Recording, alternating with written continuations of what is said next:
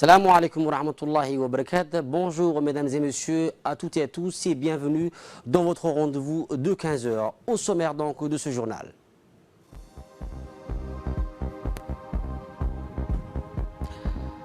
Sommet donc de consultation arrivé à Djibouti des dirigeants de la Somalie, du Somaliland et de l'Éthiopie. En actualité internationale, un accord de garantie 300 millions de doses d'un éventuel vaccin aux pays de l'Union européenne. C'était les titres, voici donc le développement de ce journal. La République de Djibouti abrite aujourd'hui des pourparlers entre la Somalie et le Somaliland. Ces pourparlers ont eu lieu aujourd'hui à l'invitation du président Guelleh et s'inscrivent dans le cadre des consultations entre la Somalie et le Somaliland. Le président de la République fédérale de la Somalie, le président de la Somaliland ainsi que le Premier ministre éthiopien vont participer à ces pourparlers. À présent donc passons aux accueils dans le cadre donc de ces consultations entre la Somalie et le Somaliland. Le président du Somaliland, M. Moussa Bihi Abdi, est arrivé ce matin à Djibouti pour prendre part à une consultation entre le Somaliland et la Somalie.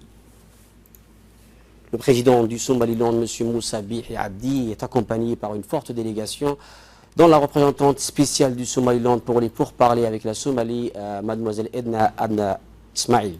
Ces pourparlers s'inscrivent dans le cadre des consultations entre la Somalie et le Somaliland. Accueilli par le Premier ministre de la République, M. Abdelkader Kamel Mohamed, la délégation présidentielle s'est dirigée à la présidence de la République de Djibouti pour prendre part officiellement aux consultations entre la Somaliland et la Somalie. Le président de la République fédérale de la Somalie, Mohamed Abdullahi Mohamed Farmajo, le président de la Somaliland, Moussa Bihi Abdi, et le Premier ministre éthiopien Abiy Ahmed Ali prendront part à ces consultations. La reprise des pourparlers entre la Somalie et le Somaliland est l'illustration parfaite de la détermination sans cesse contenue dont font preuve les dirigeants de la région pour régler les différends par le biais du dialogue. Notre pays doit cette distinction à sa diplomatie de neutralité et d'égal respect aux considérations à l'endroit de tous les protagonistes politiques de la région et en faveur de la stabilité de cette partie du monde.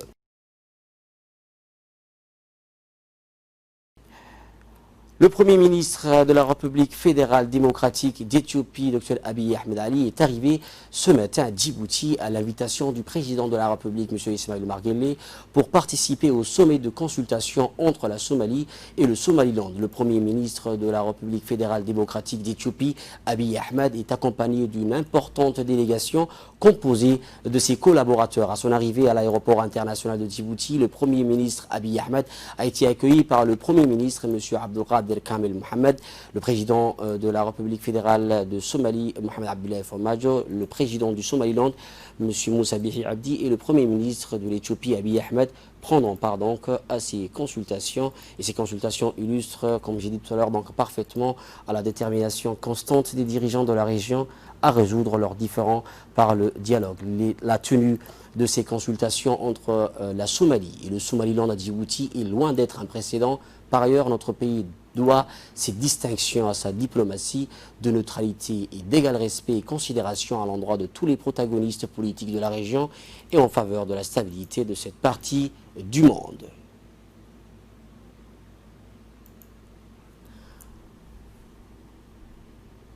Après donc un accueil chaleureux à la salle VIP de l'aéroport international de Djibouti, la délégation s'est donc dirigée à la présidence pour prendre part donc au pourparlers.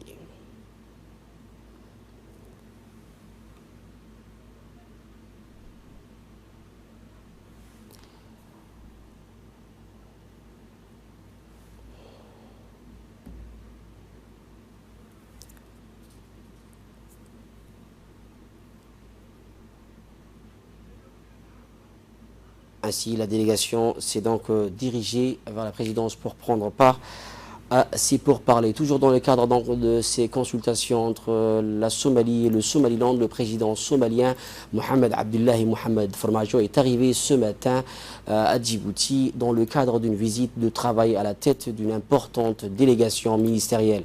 Le président somalien Mohamed Abdullahi Mohamed Farmajo est accompagné par une forte délégation dont le premier ministre M. Hassan Ali Khairé, le président de l'Assemblée nationale somalienne Mohamed Mursal Sheikh Abdurrahman.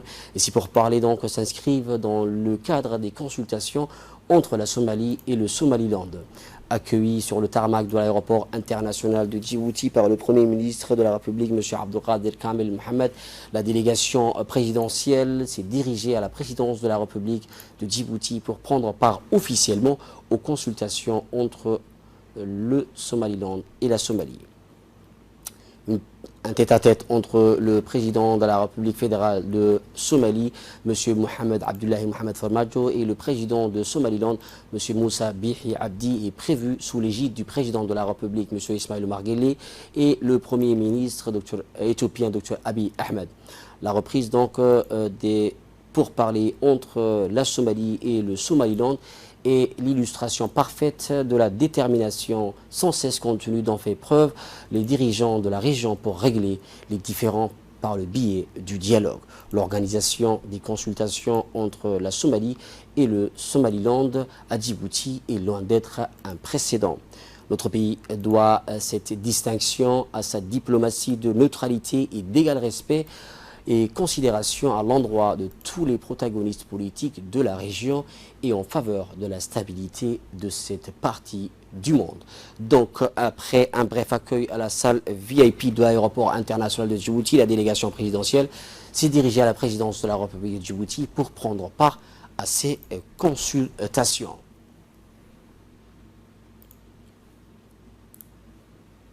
À présent, passons au point de presse sur la situation du Covid-19 à Djibouti. 525 tests réalisés, 16 cas positifs et 127 cas sont guéris. La suite avec le SG du ministère de la Santé. 2020 nous donne les résultats suivants. 127 cas guéris, 525 tests réalisés, 16 personnes se sont révélées positives au Covid-19. Nous déplorons 2 décès. Comme vous voyez, la décrue amorcée depuis le début de ce mois de juin se poursuit encore avec un taux de positivité de 3% par rapport aux tests réalisés ce jour. Nous notons un net ralentissement de la propagation du virus qui est toujours présent et actif dans la communauté. Par contre, le nombre de décès connaît une hausse relative ces dernières semaines et concerne des personnes vulnérables et fragiles. Il s'agit généralement des personnes âgées ou présentant des comorbidités qui viennent se faire diagnostiquer tardivement et qui s'exposent ainsi à des risques de complications, notamment respiratoires et cardiaques. C'est la raison pour laquelle le ministère de la Santé recommande un dépistage précoce, en particulier chez les personnes âgées ou porteuses de maladies chroniques, et de ne pas hésiter à appeler le 15-17. Quant au bilan global, il se résume comme suit. 41 380 tests réalisés, 4 465 personnes se sont révélées positives au Covid-19 et nous avons 2 950 personnes confirmées guéries depuis le début de la pandémie à Djibouti. Et nous déplorons enfin 43 décès au total. Merci, restez vigilants, protégez-vous et protégez les autres. Toujours en actualité nationale, sous la conduite de sa vice-présidente, l'honorable Choukri Ali Aynan, la commission permanente en charge du développement social et de la protection de l'environnement a examiné ce dimanche 14 juin 2020 le projet de loi numéro 20 portant adoption de la politique nationale de la formation professionnelle.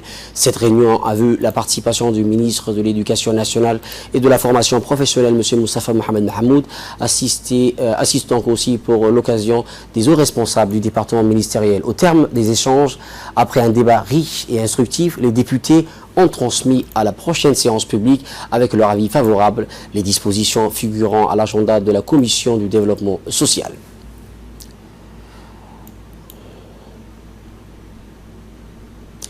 Présidée par l'honorable Charmake Moussa Arré, la Commission des finances, de l'économie générale et du plan en compagnie des députés non membres de cette commission a conclu son examen parlementaire sur les comptes financiers pour l'exercice 2017 de la Caisse nationale de sécurité sociale.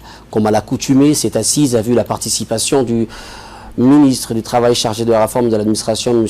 Isman Ibrahim Roblé, accompagné de la directrice générale et des principaux responsables. Au terme donc des discussions sur la finance de la CNSS et de la stratégie sociale, les comptes de la CNSS pour l'exercice 2017 ont été transmis avec un avis favorable à la séance publique de l'Assemblée nationale.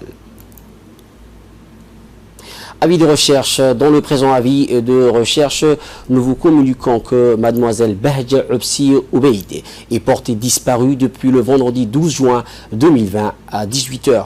Son fils Mohamed Kamel Omar, qui réside au quartier 7, recherche activement sa mère, madame Bahja Obsi Oubeid, qui souffre d'une maladie mentale. La famille demande à toute personne qui repèrent leur mère de contacter le numéro suivant 77 81 22 99. Je répète, 77 81 22 99. En page nécrologique, nous avons appris avec beaucoup d'émotion et de tristesse le décès survenu aujourd'hui de notre collègue à la retraite Awad Qaïd Abdallah. Le défunt qui travaillait à la RTD en qualité d'opérateur TV pendant plus de 30 ans a laissé derrière lui une veuve, 8 filles et 3 garçons. Nous implorons Dieu de l'accueillir dans son paradis éternel. Inna lillahi wa inna ilayhi raji'un. À présent, passons à l'actualité internationale. Comme je l'ai annoncé au titre, l'Allemagne, la France, l'Italie et les Pays-Bas ont signé un accord avec le groupe pharmaceutique AstraZeneca pour garantir la fourniture à l'Union européenne de 300 millions de doses d'un éventuel vaccin contre le coronavirus, a annoncé samedi le gouvernement allemand. Le gouvernement italien évoque, lui, le chiffre de 400 millions de doses. Les 4 pays ont signé un accord avec le groupe qui prévoit l'approvisionnement de l'ensemble des pays membres de l'Union européenne dès qu'un vaccin contre le Covid-19 sera découvert, a indiqué le ministre allemand de la Santé. Le développement d'un vaccin pourrait être achevé avec succès d'ici la fin d'année, ont précisé des sources gouvernementales allemandes. Les doses doivent être distribuées à tous les États membres qui veulent participer en fonction de la taille de leur population, selon le ministre. La Commission européenne avait défendu vendredi l'idée auprès des pays de l'Union européenne de se regrouper pour garantir un accès privilégié à un futur vaccin. Elle plaidait notamment pour la mise en place de contrats d'achat anticipés. Mesdames et messieurs, c'est la fin de cette édition de 15 h. Merci à vous de l'avoir suivi et excellente suite de programmes sur Télé Djibouti.